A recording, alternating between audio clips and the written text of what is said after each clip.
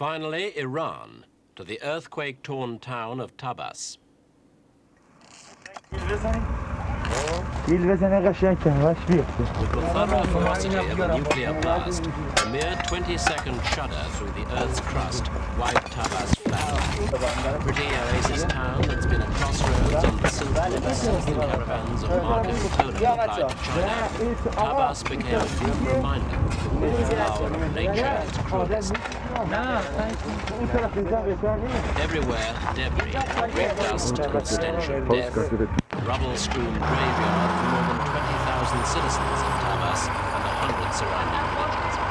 Even now, rescuers are toiling amidst the aftermath of the most destructive earthquake to rock Iran this century.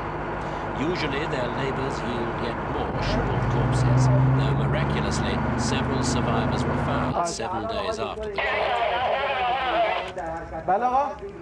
Rescue and relief is a massive operation, controlled by radio because telephone lines were ripped out when the earthquake struck. Finding and burying the dead is now the first priority. In the searing heat, rotting corpses threaten to cause an epidemic. For that reason, those women and children who've survived are being ordered away from the ruins of their homes. Most are still too stunned to come to terms with the savagery and scale of the disaster. For in Tabas itself, hardly a family remains intact. But the practical problems are as overwhelming as the emotional ones. Water, electricity, and blankets are the most pressing shortages.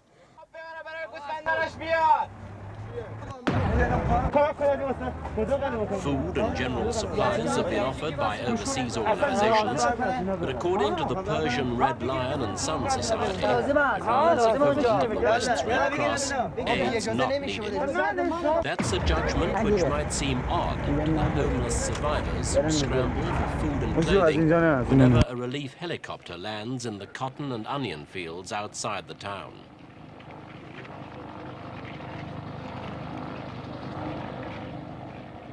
In addition to government relief workers, teams raised and supplied by Muslim religious groups have also arrived at the disaster area. And with every doctor in Tabas killed by the quake, skilled medical personnel have had to be flown in to set up field hospitals catering for thousands of injured. These inmates actually count themselves lucky. Most were outside their homes or on their way out when the ground shook.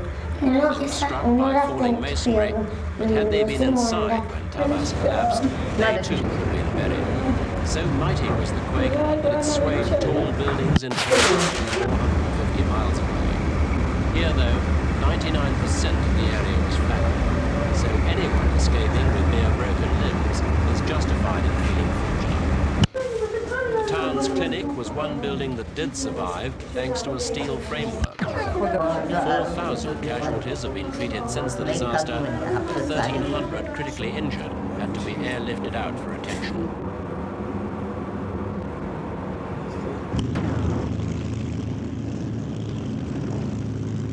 Aircraft have provided a lifeline for Tabas. The Iranian Air Force sent C-130 supply planes and helicopters to shuttle hundreds of stoves and thousands of tents in and casualties out.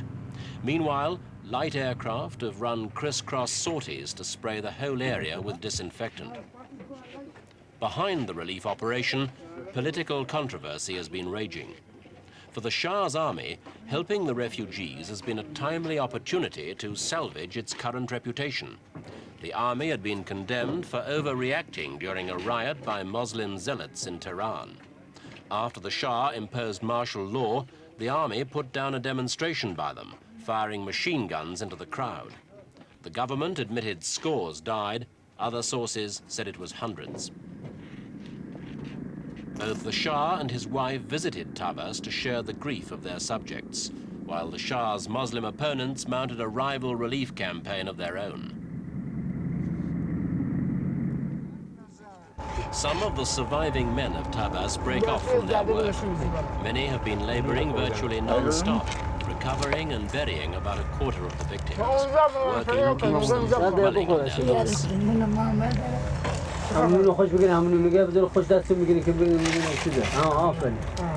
By now, the scenes of devastation have been flashed onto the television screens of the world. The scale of the disaster has been seen, but just how bitter the blow has been to each family in personal terms can only be understood by listening to survivors like Hassan Shafte. Shafte showed us how little was left of his house. Like most people in Tabas, Shafte had been proud of his house, and his wife had kept it neat. Tabas had been known as the garden town. Shafte lost his wife, his 3-year-old daughter, his baby son, father and aunt. He only escaped himself because he was in his car with his brother at the time.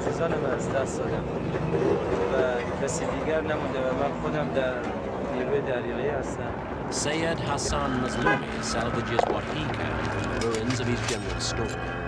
It was only a little shop, selling almost everything from matches to mops, but it was his life.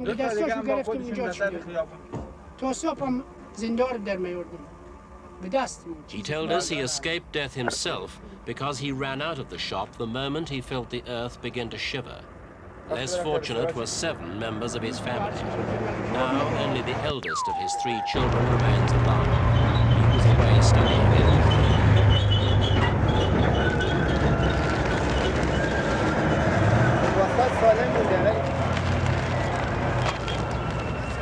Ahmad Karamian consoles his little daughter.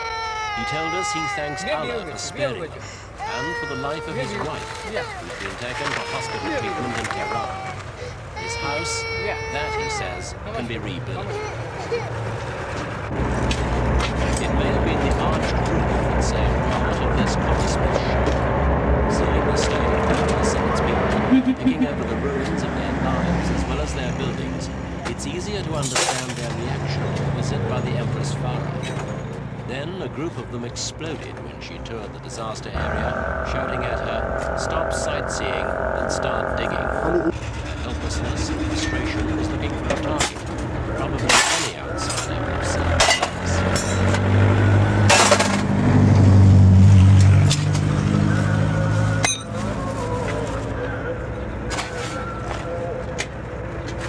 A poster clings to the only wall left standing, part of what was the toy shop of Muhammad Ali Rabbit. Muhammad Ali's friends salvaged those boxes of toys that hadn't been touched, but his family will never be returned. 18 of his people were killed, and he claims 5 of them died because help wasn't available in time. Now he is the only member of his family surviving.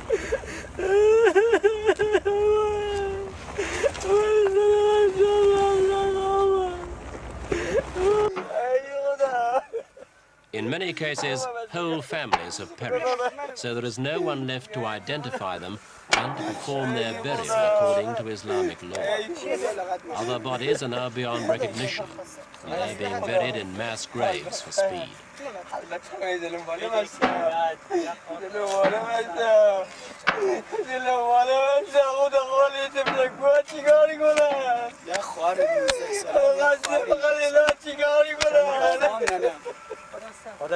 Those who can find dead relatives try to supervise their burial themselves. On such a tragic scale, it's a more harrowing experience than any normal bereavement. With over 6,000 victims already buried, Iran went into mourning, while the people of Tabas itself went about their grisly but vital task.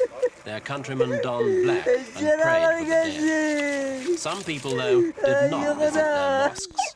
Fear of violence during the present period of unrest and martial law kept them at home.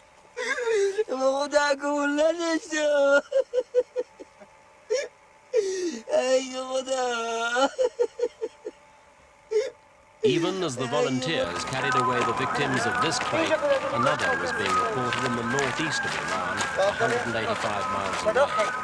This time, no one was hurt, but it was another shocking reminder to the people here that their homeland lies above the deadly Anatolian fault. And because of that, there's the risk that the Tabas disaster will be repeated sooner or later somewhere in Iran.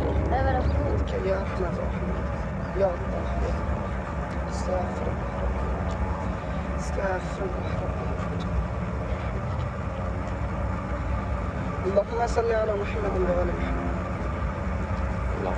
اللهم صل على محمد وآله اللهم صل على محمد وآله بسم الله.